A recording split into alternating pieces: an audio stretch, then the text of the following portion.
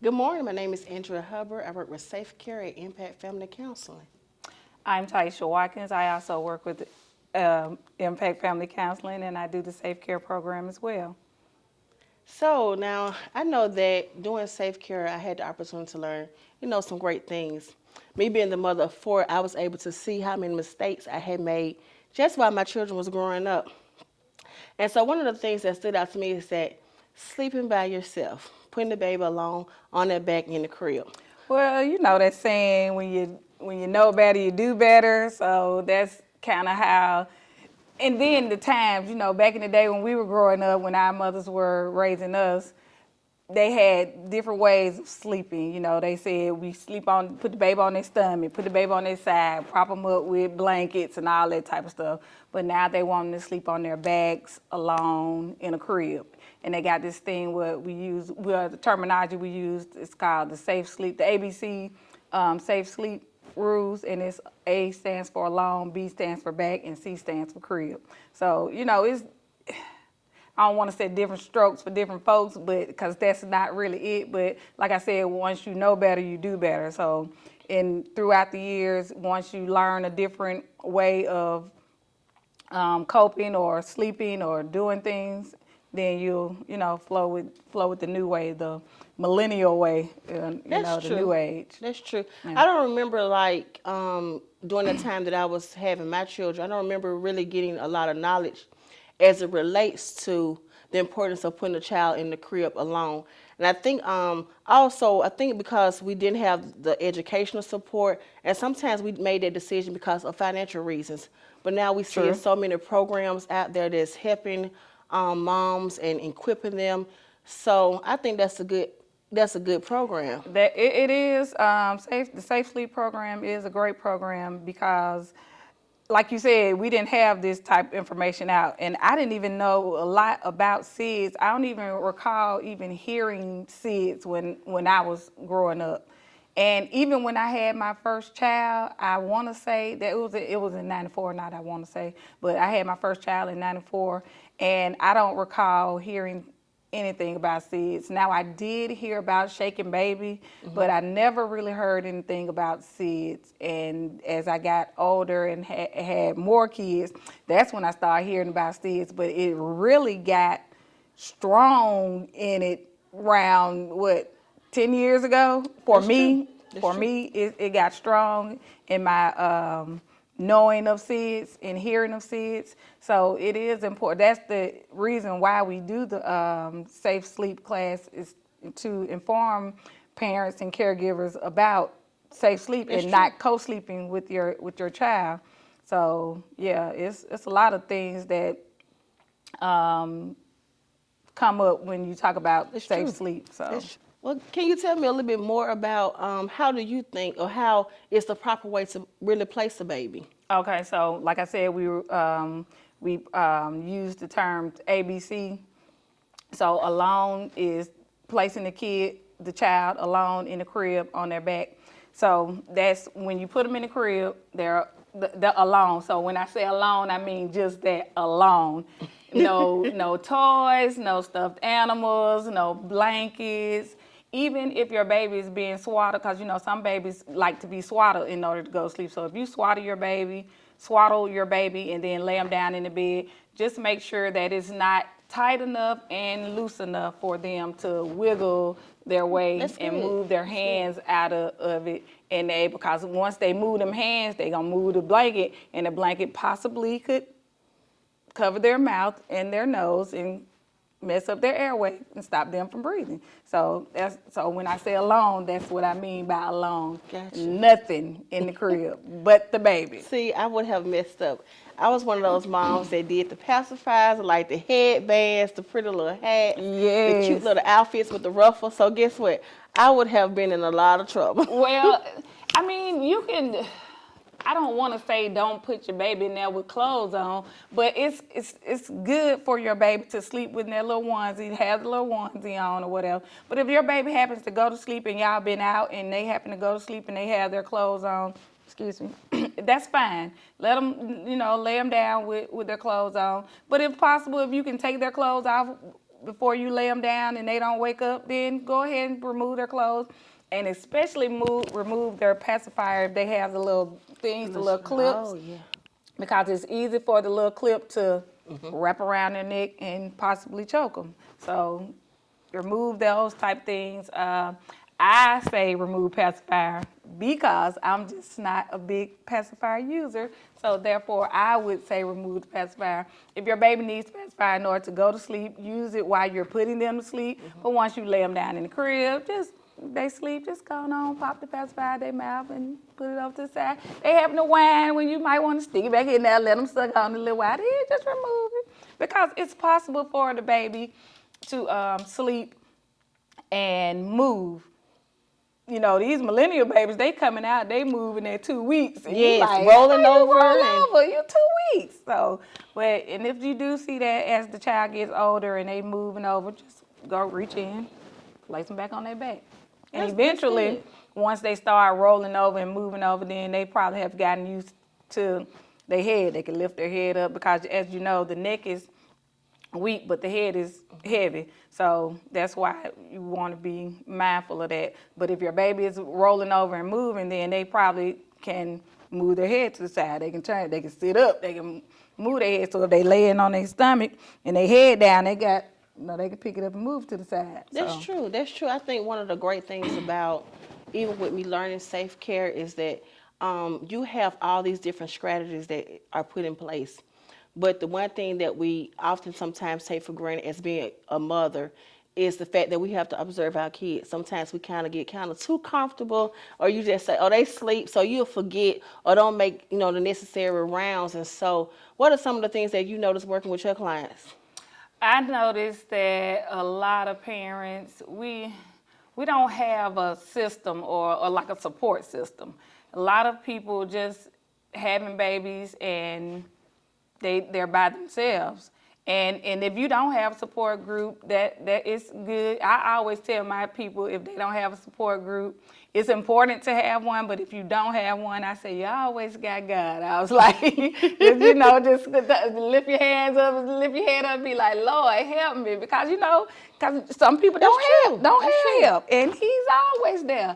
So, and I tell him, I was like, if you had a to talk to, I'd be like, hey, Lord, help me, Jesus, dude. I need you to tell me what I need to do. I say, and it's okay to let your baby cry. I know new moms always feel like, oh, I got to go get them because they in there crying. See, I was that mom. Yeah. I was like, I got to pick them up. Got to pick them up. And it's okay if you want to pick them up. That's fine. That's fine. You can pick them up. But it's okay to walk away and allow them to cry, get it out, and allow yourself, especially if you're already frustrated and agitated about whatever it is you're agitated about. You don't want to go in there and pick your baby up and they feel your energy and your stress and put it off on that baby because it's going to make them cry even more. And then you may pick them up and shake them because you want them to stop crying. Hush that fuss and shake the baby. And then we'll lead into what we call shaking baby syndrome. And not intentionally, because I recall a time that I think it was my first daughter, and that girl would just yell for no reason. Mm-hmm. And I pick her up. I didn't really shake her, but I got so irritated that I just kind of like ugh. Yes, and I was like, okay, let me just put her down. Mm-hmm. And so I knew then I was too frustrated, but sometimes, they don't really know where that barrier lies. And, mm-hmm. I try not to be so judgmental because I was once a young parent, and I'm like, you know what, I did this, or mm-hmm. I wanted to do this. So mm-hmm. it's very important that you have a support system. Like you said, walk away. Yeah. And there's nothing wrong with walking away. Sometimes I think we hard on ourselves as parents, and we think that the moment I walk away, guess what, I fail. Mm-hmm. Or I'm not able to do this, and mm-hmm. that's totally opposite. No, yeah. It's totally opposite. You're doing what's right and what's healthy, and keeping your baby safe and keeping your sanity. So it's okay to walk away, go count to 100, woosah, whatever it is you need to do, and come back. And you probably, when you come back, the baby didn't stop crying and went to sleep. Yeah. So that's and the baby lives, and you still living to be able to tell the story of how because how you made it through. Yeah, how you made it through, because hey, it's a trial trial and error, and so that's great advice. That's great advice. Yeah. Also with safe care, I teach and talk about and you probably did as well, about the hazards Yeah. and like choking hazards. Babies, when they learn how to walk and crawl, they pick up and touch everything. Everything they touch got to go in their mouth.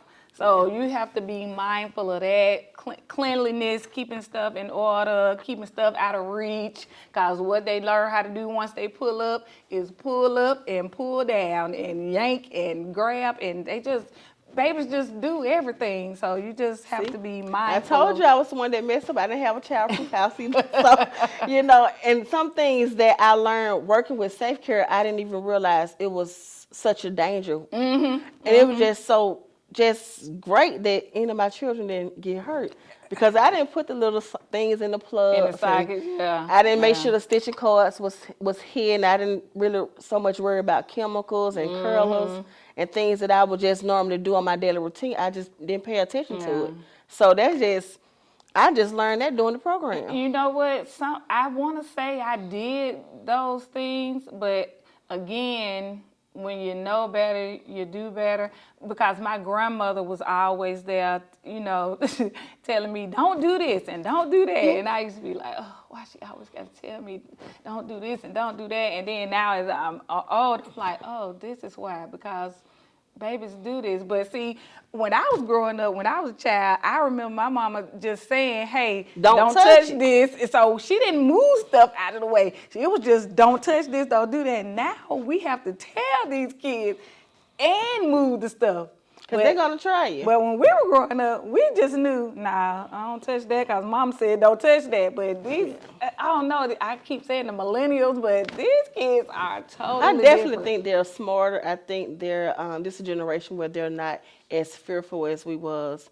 And I think a lot of times, too, it may be the opposite. We may have gotten a little lax as being parents.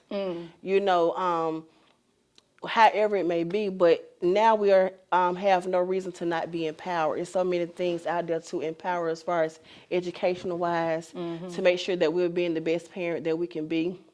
And it's different, levels to being a parent. Yeah. You'll never get to where you just know everything, because every day is something different to learn. And so that's one of the great things about self-care. And you never stop being a parent. I don't care how old you are, how old your kids are.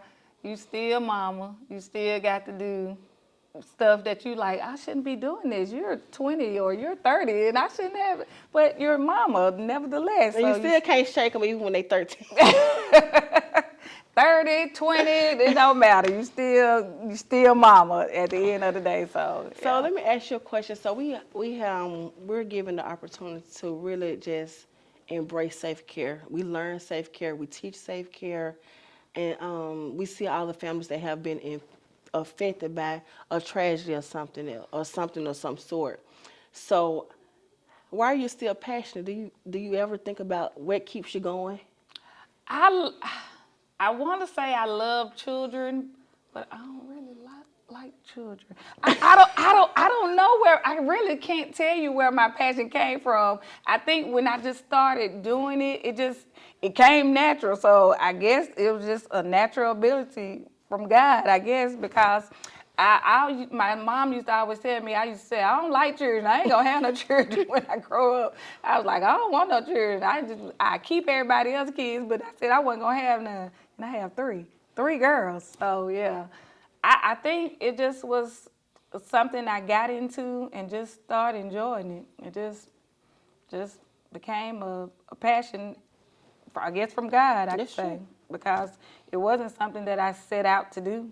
That's not what I set out to do. So, but now that I do it, I enjoy it. It's fun.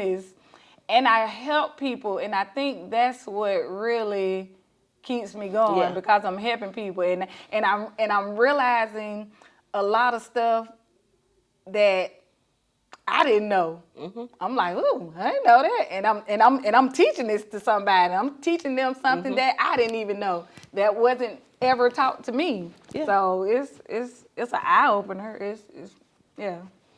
I like strategies the strategies that we're teaching our clients has the potential to make a major impact, and I think it's the impact for me. Yeah. I was a young mom, and so I had to kind of like learn. You know, it wasn't necessarily something that I just knew. I just learned through trial and error. So I think by the time I got to baby 3, I was like, I got this. I got this. But if this was out when I was having children, I think I would have been a little bit more empowered. I would have been able to manage my stress. I would been able to know what to look for, know when I need to step back. And so even the skills that we teach now in safe care, it not only just deals with safe care, it helps me in my everyday life, my everyday living. Hey, know when to step back, know when it's too much, know when you're overwhelmed. And so it's not just a strategy that relates to having children, it's a strategy that, hey, you use every day. Exactly. Because every day you're going to have some type of trial or tribulation or some kind of hardship, but you still got to maneuver, you still got to be positive, you still got to keep going. So I think I learned just a lot just in learning the program itself. Yeah, working the program really helps you to learn a lot of stuff, and it helps you, like you said, see trial and error, go through trial and error. And I definitely found myself teaching something and then going back and was like, well, dang, I wish I would have known that when I was having babies. Yeah. I wish somebody would have said that to me when I was having a baby. And I also share my experience of being a young mother, having kids and stuff that I did wrong, so they wouldn't feel like, oh, I'm the only one. No, you're not. You're not the first, and you definitely won't be the last. That's true. So That's true. I tell that to my clients all the time, and like I said, I always share my experience. Like, excuse me, my first child, co-slept. Slept right in the bed with me, and I tell them, I said on there, and I say it's by the grace of God that nothing happened. Because I show videos to where pediatricians, doctors, lawyers, babies done died from SIDS. And like I said, they're pediatricians. They should know. But fell asleep and just laid the baby on the sofa, and it just happened. So I share my experiences with them, tell them how I did things that weren't politically right. So it's helped me as well as me helping them. Well, you can look into a room with 20 women and you look around. Every woman, every mother has been that's there has has experienced, whether it was co-sleeping, whether it's not knowing when to separate and put a barrier there because they're overwhelmed, they're frustrated.